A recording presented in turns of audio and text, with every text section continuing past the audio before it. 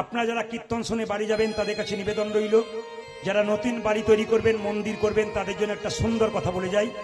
আমার কথা নয়, এই কথাটি হচ্ছে খনামা, খনার বচন। ও মায়েরা, বাড়ি তৈরি করতে গেলে খনামা বলেছে যে দক্ষিণ দুয়ারি ঘরের রাজা, পূব দুয়ারি তার প্রজা, উত্তর দুয়ারির খাজনা নাই, পশ্চিম দুয়ারির মুখে ছাই। যতজন জ্ঞানীজন এখানে বসে আছেন, এই কথাটি খনা মায়ের কথা, যার জিভ কেটে দেওয়া হয়েছিল। খনার বচন পড়লে জানতে পারবেন আজকে মুকুন্দ সরকার বাড়ি এলো, কিন্তু সবাই লক্ষ্য করুন, খনার বচনের মতো মানলো। কি মানলো তাকাবেন, কি বলছে? বলছে দক্ষিণ দুয়ারি ঘরের রাজা, পূব দুয়ারি তার প্রজা, উত্তর দুয়ারির খাজনা নাই, পশ্চিম দুয়ারির মুখে ছাই। যদি বাড়ি কোনোদিন কেউ করেন, তবে দরজাটা দক্ষিণ দিকে করলে আপনার ঘরটা রাজার ঘর হয়ে যাবে। কারণ দক্ষিণ দিকে কোনো ঝঞ্ঝা নাই, সবসময় সুসুর করে সুন্দর হাওয়া দেয়। যদি দক্ষিণ দিকে কেউ না করতে পারেন, তবে খনামা বলেছে পূব দুয়ারি তার প্রজা, না পারলে পূব দিকে করো। উত্তর দিকে দরজা করলে খাজনা দেবার পয়সা থাকে না, অভাব বেড়ে যায়। পশ্চিম দুয়ারের মুখে ছাই, তার মানে পশ্চিম দিকে দরজা করলে কি হয় মা? ঝড়ঝঞ্ঝা পাবার সুযোগ থাকে। আবার তাকাবেন, বাড়ি তৈরি করেছেন, মন্দিরটা কোথায় করবেন? বাড়ির ভেতরে মন্দির কোথায় করবেন? যে যেখানে বসে শুনে রাখুন, ঈশান কোণে বাড়িতে মন্দির করতে হয়। ঈশান কোণ কাকে বলে? পূর্ব, উত্তর কোণটাকে ঈশান কোণ বলা হয়। সাবধান থাকবেন, যতজন কীর্তন শুনতে এসছেন, বাণীগুলো শুনে নেবেন, জীবনে ব্যবহার করবেন, শিখবেন। যদি কেউ ঈশান কোণে কোনোদিন বাথরুম পায়খানা করে, আমার কথা নয়, বড় বড় জ্যোতিষ পণ্ডিতরা বলছেন, যদি কেউ বাড়ি তৈরি করে ঈশান কোণে বাথরুম পায়খানা করে ফেলে, তবে জেনে নেবেন তার বাড়িতে বেশ কয়েক বছরের মধ্যে একজন আত্মহত্যা করতে চলেছেন। তাই বারবার বলবো, অনেকে প্রশ্ন করতে পারেন, প্রদীপ বাবু আমার বাড়িতে ঈশান কোণে পায়খানা ঘর, তাহলে এখন করব কি? আমার তো জায়গা নাই। জ্যোতিষ বন্ধু আমার প্রচুর আছে, তাদের সঙ্গে প্রায় দিন আমার আলোচনা হয়। বললাম তাহলে কি করা যায়? বললেন জ্যোতিষ শাস্ত্র বলেছে, যদি বাথরুম পায়খানা বাই চান্স আপনার ঈশান কোণে হয়, তবে আপনি এক বাটি লবণ দোকান থেকে কিনে এনে, টাটকা লবণ, ঈশান কোণে বাথরুমের কোন এক জায়গায় রেখে দেবেন। প্রতি মাসে মাসে একবার করে পরিবর্তন করে নেবেন। আপনি যে রান্না করবেন, রান্নাঘরটা কোন ঘরে হবে? অগ্নিকোণ, পূর্ব দিকে মুখ করে রান্না করবেন। যখন বাড়িতে শোবেন, জ্যোতিষশাস্ত্র বলল দক্ষিণ দিকে মাথা করে শুতে হয়, উত্তর দিকে পা করে শুতে হয়। উত্তর দিকে মাথা করে শুতে নেই কেন? তাকাবেন, আমাদের পূর্বপুরুষ যারা মারা গেছে, তারা যমের দুয়ার হচ্ছে দক্ষিণ দুয়ার। তাই সব সময় পূর্বপুরুষরা দক্ষিণ দিকেই থাকেন। দক্ষিণ দিকে পা করে শুলে পূর্বপুরুষদেরকে অপমান করা হয়। দক্ষিণ দিকে পেছন করে কেউ বাথরুম বসলে পূর্বপুরুষকে অপমান করা হয়। এই জন্য মাথায় রাখবেন, এক দক্ষিণ দিকে মাথা করতে পারেন, এক পূব দিকে মাথা করতে পারেন, উত্তর দিকে মাথা নয়। হিসাব বলে দিলাম, মুকুন্দ সরকার একটা গোপীনাথের মন্দির তৈরি করলো, যাকে চিকিৎসা করছে তারই রোগ ভালো হলো। সেই সময় বাংলার একজন নবাব ছিল মালদাতে। যদি কেউ যান মালদা, আমি প্রতিনিয়ত মালদাতে গান করি। মালদার গৌর বলে একটা জায়গা আছে, ওখানে একজন নবাব ছিল মুসলমান, তার নাম হুসেন শাহ। তার পেটে একবার যন্ত্রণা হলো, একজন বলল, নবাব তোমার পেটের যন্ত্রণা কেউ ভালো করতে পারলো না, একজন ভালো করতে পারবে। বলে কে পারবে? শ্রীখণ্ডে যদি মুকুন্দ কবিরাজের বাড়ি যেতে পারো, তবে শর্ত আছে। কি? গরিবের চিকিৎসা করে, বড় লোকের করে না। নবাব বলল, তাহলে আমি কি করে যাব? তুমি হুসেন ফকির সেজে যাও, তোমাকে যেন কেউ চিনতে না পারে। এত বড় বাংলার নবাব হোসেন ফকির সেজে শ্রীখণ্ডে এলো, এসে জিজ্ঞেস করছে, ও ভাই মুকুন্দ সরকারের বাড়ি কোনটা? ওই যে মন্দিরটা দেখতে পাচ্ছ, ওটাকে লক্ষ্য করে চলে যাও। এ ভাই মুকুন্দ সরকারের বাড়ি কোনটা? সোজা চলে যাও, দেখবে প্রচুর লোক লাইন দিয়ে দাঁড়িয়ে আছে, চিকিৎসা করাচ্ছে। ও ভাই মুকুন্দ সরকারের বাড়ি কোনটা? আর একজন বলছে, না না, যত এগিয়ে যাবে খোল করতালের শব্দ পাবে, ওটা মুকুন্দ সরকারের বাড়ি। মায়েরা, এত বড় বাংলার নবাব হোসেন শাহ ফকির সেজে কেউ যেন চিনতে না পারে এরকম করে দাঁড়িয়ে আছে। সবাইকে বললো, বাবা আমাকে একটু জায়গা করে দাও, আমি ফকির মানুষ, আমার পেটে বড় যন্ত্রণা। সবার মায়া হলো, সামনে দাঁড় করে দিল। মুকুন্দ সরকার তখন তুলসী পত্র দিয়ে গোবিন্দের চরণ সেবা করছে। যে যেখানে বসে আছেন মন দিয়ে শুনে নিন, একবারে দামি কথা। অ্যাপেলো, চেন্নাই, ব্যাঙ্গালোর, ভেলোর ডাক্তার দেখাতে যান, প্রদীপ পালের কথাটা মিলিয়ে নেবেন। ডাক্তারবাবু টেবিলের দিকে তাকাবেন, কৃষ্ণের ছবি। যে জাতির ডাক্তার সেই জাতির ভগবানকে তারা ভজনা করে। আমি একবার গিয়েছিলাম, একজন ডাক্তারকে দেখাচ্ছিলাম, উনি দেখলাম টেবিলে কৃষ্ণের ছবি রেখেছেন, অথচ সব চাইতে বড় ইউরোলজি 201টা ইউরোলজি চেন্নাই হসপিটালে, তার মধ্যে 1 নম্বর জায়গায় ফরেন কান্ট্রি থেকে পাস করে এসেছে, আমেরিকা থেকে পাস করে এসেছে। সেই ব্যক্তি চিকিৎসা করবার আগে কৃষ্ণের চরণে তুলসী পত্র দিয়ে চিকিৎসা করছে। লজ্জা লাগা উচিত আমাদের। একটু MA পাস করে হাত তুলতে লজ্জা করে, ঘৃণা হওয়া দরকার। শিখে নিন ওদের কাছ থেকে, ওরা কি করলেন আর আমরা কি করলাম। অনুকূল ঠাকুর এত বড় হলো কেন? দীক্ষা কারো কাছে নাই, তার মায়ের কাছে নিয়েছিল। স্যার আইজাক নিউটন এত বড় বিজ্ঞানী, ভগবান বিশ্বাস করেছিল। আইনস্টাইন বিখ্যাত বিজ্ঞানী, জীবনে আমিষ খায় নাই, চিরকাল নিরামিষ খেয়েছে। সচিন টেন্ডুলকরের ওপরে একজন ব্যাটসম্যান হয়ে গেল, তার নাম বিরাট কোহলি। যারা পড়াশোনা করছেন দেখছেন তারা দেখে নেবেন, বিরাট কোহলি এবং অনুষ্কা স্বামী স্ত্রী দুজনে মিলে নিরামিষ খায়।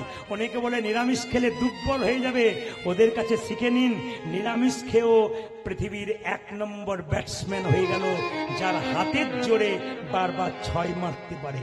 ভুল সিদ্ধান্ত নেবেন না, ঠিক সিদ্ধান্ত নেবেন। কেন? নিরামিষ খাবার জন্য শরীরটা তৈরি হয়েছে, আমিষ খাবার জন্য নয়। যে যত খায়, যে যত ভোগী সে তত রোগী, আর যে যত ত্যাগী সে তত নিরোগী। মায়েরা, নবাব হোসেন শাহ যেই না দাঁড়িয়ে আছে, মুকুন্দ সরকার গাইছে আর নবাব শুনছে। কি সুন্দর গাইছো, মুকুন্দ গাইছে।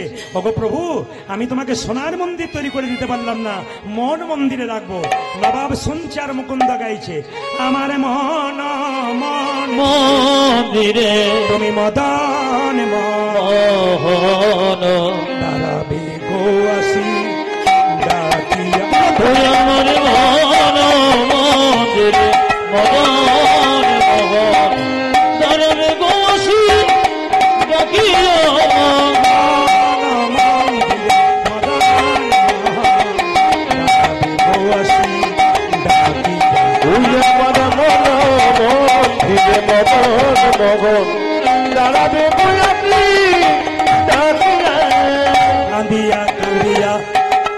নাম লইয়া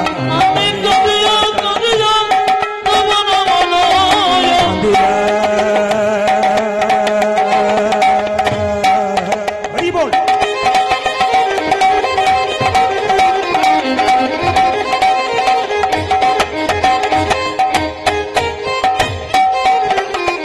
হে প্রাণেরা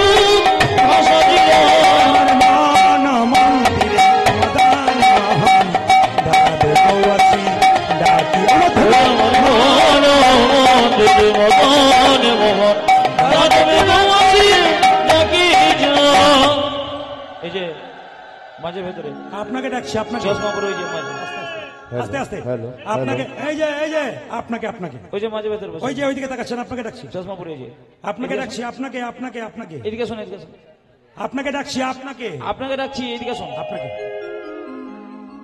না না, আপনাকে নয়, মুকুন্দ সরকারকে ডাকছি নবাব, ভয় খেয়ে যাবেন না। এই যে এই যে এই যে তোমাদের সবচাইতে গরিব কে? এই যে বাবা। কি নাম তোমার? আমার নাম হোসেন ফকির। বাহ, এখানে জাতির কোনো বিচার নাই। কই দেখি দেখি দেখি দেখি দেখি দেখি দেখি জামাটা খুলে ফেলো তো। নবাব মনে মনে ভাবছে আমি তো ছদ্মবেশে এসেছি ফকিরের সাজে, তুমি আমায় চিনতে পারছো না, জামা খুলতে বলছো। যদি খুলে দিই আর যদি আমার রোগ ভালো না হয় তাহলে দেখবে তোমার কেমন হয়। এই যে কি ভাবছো, হাজার লোক লাইন দিয়ে আছে। আরে জামাটা যে না ভয়ে জামাটা খুলেছে নবাব, মাটির বারান্দাতে গড়াগড়ি দাও। নবাব মনে মনে ভাবছে কালের কাল বর্ষাকাল, হরিণে চাটে বাঘের গাল, নেহাত বেকায়দায় পড়েছি। আরে বাবা, আমি সোনার পালঙ্ক ছাড়া শুই না, আমাকে বলছে মাটির বারা। আরে ভাবছো কি, গড়াগড়ি দাও। যেই না নবাব গড়াগড়ি দিয়েছে অমনি চমকে উঠে বলল, কবিরাজ কি তোমার এখানে ওষুধ দেওয়া থাকে নাকি? বলে কেন গো? যেই না আমি গড়াগড়ি দিলাম আমার অর্ধেকটা পেটের রোগ ভালো হয়ে গেল। মুকুন্দ বলল, সবাইকে দিতে দিতে এক আধটু পড়ে যাই, তোমার হয়তো কাজে লেগে গেছে। ওই দেখি দেখি দেখি দেখি হাঁ করো তো। যেই না নবাব হাঁ করেছে, মুকুন্দ সরকার ওষুধ দিয়েছে আর নবাবের পেটের যন্ত্রণা ভালো হয়ে গেছে। কি শিখলেন? যেই না মাটিতে গড়াগড়ি দিল অমনি নবাবের অর্ধেক পেটের যন্ত্রণা ভালো হয়ে গেল। তত্ত্ব কি বলল? ভক্ত পদ ধুলি আর ভক্ত পদ ভক্ত ভক্ত শেষ হয় তিন মহাব। যেখানে হরিনাম হয় সেই জায়গায় কোনো ভক্ত যদি কীর্তনের শেষে একবারে হাগৌরি বলে গড়াগড়ি দিতে পারে, তার শুধু দেহ রোগ দূর হয় তা নয়, তা নয়, তার ভব রোগ দূর হয়ে যায়, তাকাবেন তাকাবেন। আমি শুধুমাত্র প্রত্যেকটা উদাহরণের দ্বারা বলে দিই, আপনারা শুনবেন। আমি কয়েকদিন আগে হুগলিতে গান করছিলাম, মায়েরা গানের বাসাতে যখন বসে আছি, তিনটে মেয়ে 4 চাকা থেকে নেমে খালি বাড়ির লোককে খোঁজ করছে, প্রদীপ বাবু কোথায় আছেন। আমার বাসাতে গেলেন, তিনটে মেয়ে তিনটে গোপালকে ছেলের মতো কোলে করে নিয়ে গেলেন, নিয়ে বসিয়ে বললেন, বাবা কলকাতা সব জায়গায় পাওয়া যায় না, আমার এখানে আত্মীয় বাড়ি, তাই 3 জন চলে এলাম। ভালো করেছেন। কীর্তনের আসরে বসে আছে, সবাই লক্ষ্য করবেন যারা মায়েরা কীর্তন শুনছেন, মেয়েগুলো কীর্তনের আসরে বসে আছে, তিনটে গোপালকে সামনে বসিয়ে কীর্তন শুনছে।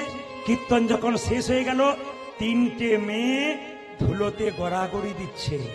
আমি একজনকে জিজ্ঞেস করলাম, দিদি এত দামি কাপড় কলকাতা থেকে এসেছো, দামি দোকান থেকে কিনেছো, কাপড়টা তোমার ময়লা হয়ে যাবে না?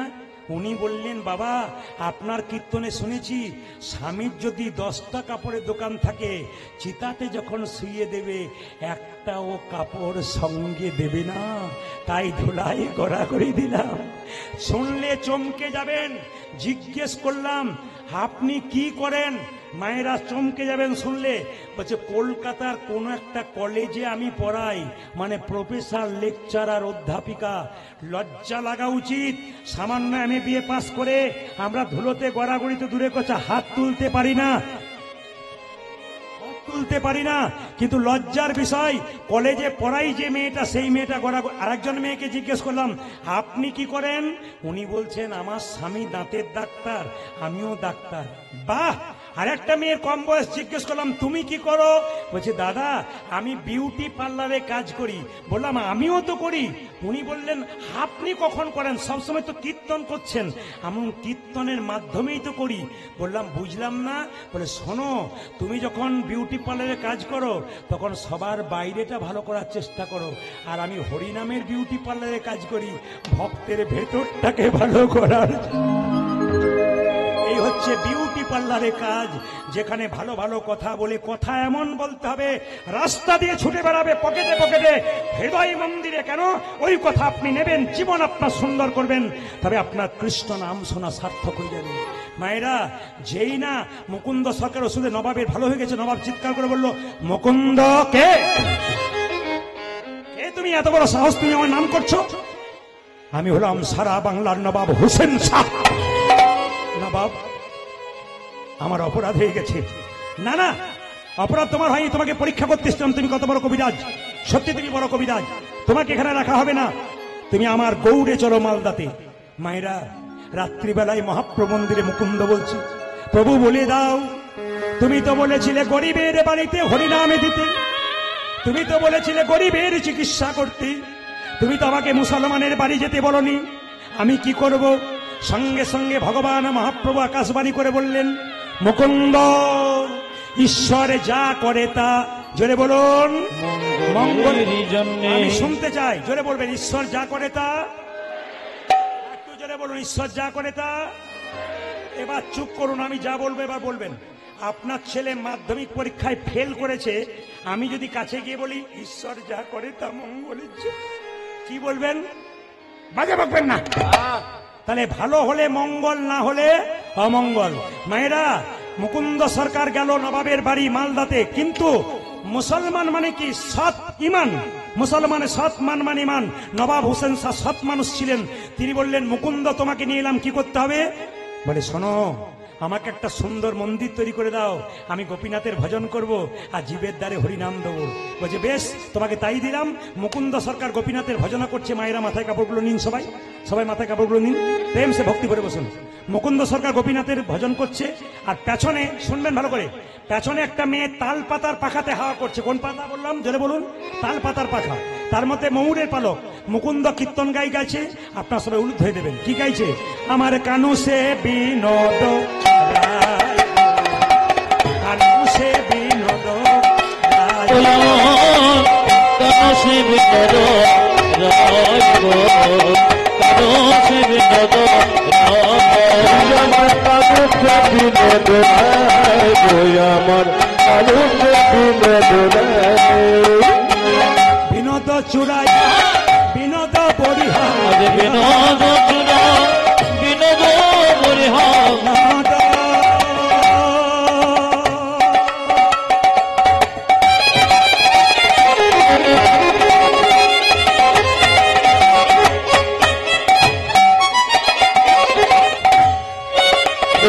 বিনোদ চূড়া বিনোদ পরিহার, পরিহার বিনোদ উড়ছে তাই গো, বিনোদ উড়ছে কানু সে বিনোদ, আমার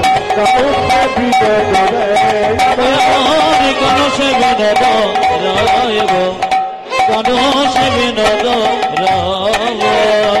বিনোদ ললাটে বিনোদ তিলক, বিনোদ বিনোদ সাজে, আমার বিনোদ দলতে বিনোদ তিলক, বিনোদ বিনোদ সজে, বিনোদ ললাটে বিনোদ তিলক, বিনোদ বিনোদ সাজে, বিনোদ লাখ বিনোদ তিলক, বিনোদ বিনোদ সাজে, বিনোদয় ধরে বিনোদ মুরলী, আমার বিনোদয় ধরে বিনোদ মুরলী, বিনোদয় ধরে বিনোদ মুরলী, পূজা বিনোদ ধরে বিনোদ মুরলী, বিনোদ বিনোদ ভজে বিনোদ বিনোদ ভজে, আমার কানু সে বিনোদ রায় গো, কানু সে বিনোদ রায়।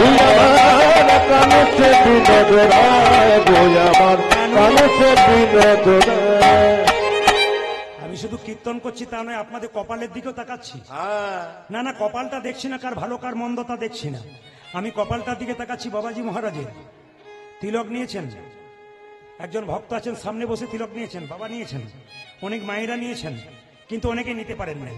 প্রশ্ন করবেন, তিলক মালা নিলেই কি ভক্ত হওয়া যায়? না, বাজার থেকে কিনতে পাওয়া যায়, পড়লেই হলো না গো। তাহলে কি যারা পড়েছে তারা অন্যায় করেছে? পড়া দরকার আছে। এ হচ্ছে মাস্টার, রাস্তা দিয়ে পেরিয়ে যাচ্ছ, কারো পেয়ারা ঝুলছে, পাকা পেয়ারা তুলতে যাচ্ছ, মালা বলছে খবরদার তোর গলায় মালা, তিলক কি করতে যাচ্ছিস, চুরি করা হচ্ছে না? চুরি করছি। তাহলে বাধা দিচ্ছে কেন? এগুলো বাধা দেবে, এগুলো মাস্টার, ওখানে রাখুন। ওগুলো হচ্ছে মাস্টার। চলাকালীন কেউ পয়সা দিতে আসবেন না, এগুলো হচ্ছে মাস্টার। এবার বলে দিই মায়েরা, তিলক আপনারা নেন নাই কেন আমি বুঝতে পারছি, লোকে পাচ্ছে কিছু বলে বলে। আমাদের ওখানে একটি মেয়ে 25 বছর বয়স, তাকাবেন, তিলক নেই, তিলক তিলক তো মালা নেই, তো পাশের বাড়ি 5টা মেয়ে বরাবরি করে, বাবারে দিদি হারাধনের বইয়ের কি ঢং দিদি, তিলক নিয়েছে, মালা নিয়েছে, ভগবান বোধে আগেই পেয়ে যাবে। তবে শুনে রাখুন আপনারা, যারা এই সমস্ত মন্তব্য করে তাদের জন্য বলে রাখি, হাতি চলে বাজার, কুত্তা ভুকে হাজার। হাতি রাস্তা দিয়ে যায়, কুকুর ঘেউ ঘেউ করে, হাতি তার দিকে তাকাবে না। তিলক আপনারা কি নেবেন সবাইকে বলে যায়, এই যে তিলক দেখতে পাচ্ছেন, এই তিলকের জন্ম কোথা থেকে একটু সংক্ষেপে বলি। ভগবান কৃষ্ণের মাথা ব্যথা হলো, কোনো মতে মাথা ব্যথা সারছে না, তখন নারদ মুনি বলছে কিসে সারবে? কৃষ্ণ বলল মাথা ব্যথা সারতে পারে একটা উপায়ে, কি? যদি কোনো ভক্ত তার চরণের ধুলি দেয়। ও মায়েরা, 16,108টা স্ত্রী কেউ দিল না, শেষে গেল কার কাছে? তাকাবেন, রাধারানীর কাছে। রাধারানী বলল নারদ তোমার গলার কাপড়টা দাও, আমি চরণের ধুলি দেবো। যেই না চরণের ধুলিটা দিয়েছে, অমনি সোজা নিয়ে গিয়ে কি করেছে? গোবিন্দের মস্তকে দিয়েছে। রাধারানীকে নারদ মুনি বলল, কেউ ভয়ে দিল না নরকে যাবার ভয়ে, তুমি নরকে যাবে না? রাধারানী কেঁদে কেঁদে বলল, আমি নরকে যাব, আমার গোবিন্দের তো মাথা ব্যথা ভালো হয়ে যাবে। ও মায়েরা, সবাই শুনে নিন, এই যে তিলক আপনারা করছেন, সবাই তাকাবেন, এই তিলকটা কিন্তু আপনারা করতে পারেন। কার তিলক? ব্রজগোপীদের চরণধুলি, রাধারানীর চরণধুলি। তিলকের দুটো দাগ, তাকাবেন আমার দিকে, সাদা তিলক আমার আছে, সাদা করুন কালো করুন একই মান। এই তিলকের দুটো দাগ, একদিকে ব্রহ্মা, একদিকে মহেশ্বর, মাঝখানে ফাঁকাটা কি? বিষ্ণু। এখানে যে এইটা রয়েছে চিহ্নটা কি? তুলসী পত্র। এটাকে ভগবানের চরণ ধরলে এটাকে তুলসী পত্র ধরা হয়। যদি এটা তুলসী পত্র হয়, কতটা দেবেন? একটা নাককে 4 ভাগ করার পর 3 ভাগ অংশ পর্যন্ত এই চিহ্নটা দিতে হয়। মায়েরা, আজ্ঞা চক্র এখানে আছে, তাই কেউ যদি তিলক করতে পারে তার মস্তিষ্ক ঠান্ডা থাকে। তবে যারা তিলক করতে পারেন না, অনেকে বলেন কিছু খেতে পাবো না, তিলক করতে পারি না, তাদের জন্য বলে রাখি, তিলক আপনারা করবেন, যা খাবেন খাবেন। শাস্ত্র বলল তিলকের আসল রহস্য কোথায়? যদি কেউ আমাদের মতো তিলক করতে না পারেন, এক কাজ করুন, জল তিলক করুন। স্নান করবেন মায়েরা, দাদা ভাইরা, হাতে জল নেবেন, তাকান আমার দিকে, এই আঙ্গুলে করে হরে কৃষ্ণ মহামন্ত্র বলে এই যে তিলক করেছি, এরকম তিলক আপনারা করে নেবেন, এরকম ফোঁটা দিয়ে নেবেন, কেউ দেখতে পাবে না, আপনার অনুভব হবে জল তিলক হয়ে গেল। আপনি অজান্তে গোবিন্দের কৃপা পেয়ে গেলেন, কেউ কিছু বলবেও না। আপনার তিলক না হলো, লাইনে দাঁড়াবেন, তবে তো ডাক পাবেন। আগে জল দিয়ে শুরু করুন, তারপর এক সময় দেখবেন আপনি নিজেই তিলক করতে শুরু করবেন। এই জন্য আগে আপনাকে লাইনে দাঁড়াতে হবে, তবে আপনি ডাক পাবেন। সবাই লক্ষ্য করুন মায়েরা, যে যেখানে বসে আছেন, পদকর্তা বলছে দেখো দেখো, বিনোদ গলাই বিনোদ মালা, বিনোদ বিনোদ দোলে, ওতনে বিনোদ গলাই বিনোদ মালা, বিনোদ বিনোদ দোলে, বিনোদ গলাই বিনোদ মালা, বিনোদ বিনোদ দোলে, বিনোদ গলায় বিনোদ মালা, বিনোদ বিনোদ দোলে, বিনোদিনী বিনোদ গাথুনি, কোন বিনোদিনী বিনোদ গাথুনি, বিনোদিনী বিনোদ গাথুনি, কোন বিনোদিনী বিনোদ গাথুনি, হয়েছে বিনোদ ফুলে গো। গোকে দিয়েছে বিনোদ ফুলে, আমার কালো সে বিনোদ রায় গো, কালো সে বিনোদ আমার কানতে বিনোদ রায়, আমার কানতে বিনোদ রায়, আমার কালো সে বিনোদ রায় গো, কালো সে বিনোদ রায়, আমার কানতে বিনোদ রায়, আমার কানতে বিনোদ রায়। এবারে দেখি তো কেমন কীর্তন শুনছেন। যখন মুকুন্দ সরকার কীর্তন গান গাইছে, পেছন থেকে একটা মেয়ে কোন পাখার পাখাতে হাওয়া করছিল, কি পাতার পাখাতে, জোরে বলুন, আর একটু জোরে বলুন। যে ঘুমাচ্ছে সে বলুন, কোন পাতার পাখাতে? তাল পাতার। তার মধ্যে কোন পাখির পালক ছিল? জোরে বলুন। কোকিলের, ময়ূরের। যেই নাম মুকুন্দ সরকারকে নবাব বলেছে, মুকুন্দ পেছন ফিরে তাকিয়েছে আর চিৎকার করে অজ্ঞান হয়ে গেছে। নবাব বলল, কে আছিস? বাবা এমন করবেন না, আপনারা বারবার বলছি এমন করবেন না। এই যে তাকান, কবিরাজ আস্তে, কবিরাজ অজ্ঞান হয়ে গেছে। এ কে আছিস? একটু জল নিয়ে আয় তো। জল এনে যে না মুকুন্দ সরকারের মাথায় দিয়েছে, মুকুন্দের জ্ঞান ফিরেছে। মুকুন্দ, আমি তখন পিছু ডাকলাম, তুমি আমার দিকে তাকালে, অজ্ঞান হয়ে গেলে কেন? মুকুন্দ বলছে, শোনো নবাব, মনে মনে ভাবলো, জীবনে মিথ্যা কথা বলি না, আজ একটা মিথ্যা কথা বলবো। কি? তুমি যখন আমাকে পেছন ডাকলে তখন তুমি ময়ূরের পাখার পালকে হাওয়া করছিল, ওই ময়ূরের পাখা দেখে আমি কৃষ্ণ বলে অজ্ঞান হয়ে গিয়েছিলাম। এই কথাটা বললো না, মিথ্যা কথা বললো। কি বললো? আমার একটা মৃগীর ব্যারাম আছে। নবাব বলল, মুকুন্দ তুমি হয়তো জানো না, আমার রাজ্যে একটা নিয়ম আছে, এখানে কেউ মিথ্যা কথা বললে তার জিভটা ছিঁড়ে নি।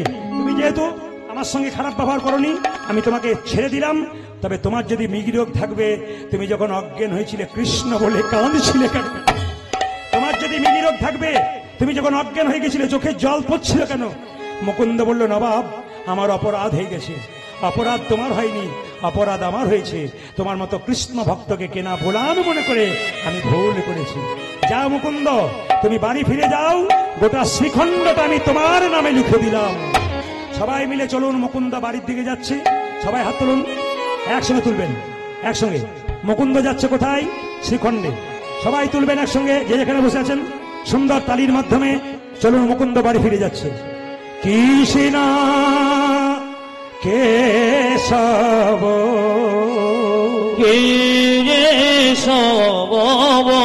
জয় জয় জয়, কৃষ্ণ মাধব একসঙ্গে সুধা মাখা এই মধু মাখা কৃষ্ণ কেশব কৃষ্ণ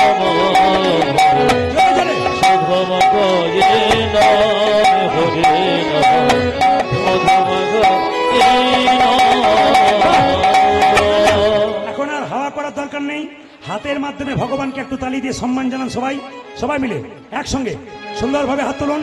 যে দাঁড়িয়ে আছেন, বসে আছেন, কৃষ্ণ কৃষ্ণ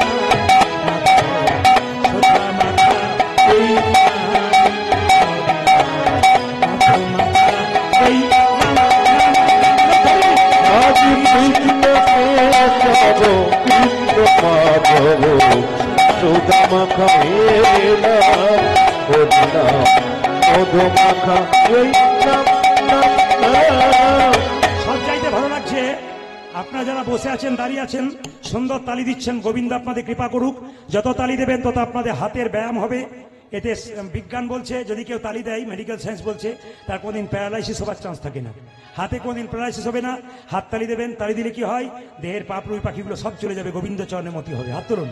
কৃষ্ণ কেশব কৃষ্ণ কৃষ্ণ কেশব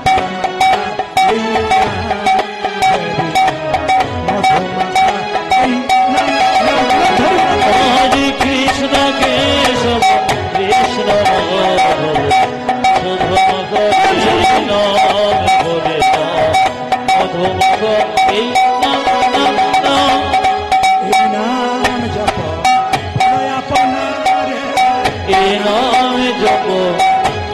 জপ